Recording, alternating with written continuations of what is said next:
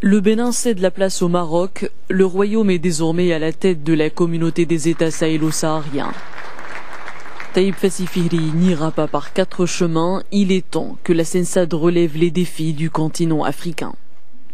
Le CENSAD doit trouver l'articulation nécessaire entre ce qu'il prévoit entre ses États membres et naturellement d'autres organisations sous-régionales qui existent déjà.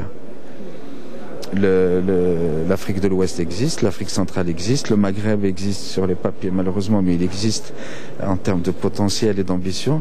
Et ce qui fait que tout ça doit être aussi cohérent avec ce qui se fait au niveau des organisations sous-régionales. Promouvoir la coopération sud-sud est la priorité. Plusieurs projets sont en cours. Une zone de libre-échange est en perspective. Aujourd'hui, les financements existent, mais pour donner vie à la coopération, il faut plus. Le financement, il y a une banque d'investissement qui est créée. Il y a des contributions de la part de l'ensemble des États. Mais le plus important, c'est qu'on puisse apporter cette réponse concrète aux besoins des populations. Encore une fois, on ne peut rien faire en matière de développement si la sécurité n'est pas assurée.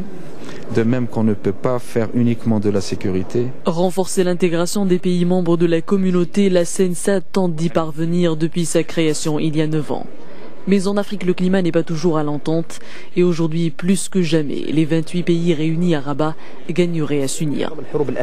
Nous devons trouver des solutions aux conflits qui déchirent notre région.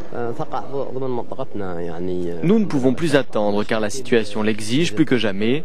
Le conflit en Mauritanie, la situation en Guinée, les divisions des Soudanais, des Somaliens et la liste est encore longue.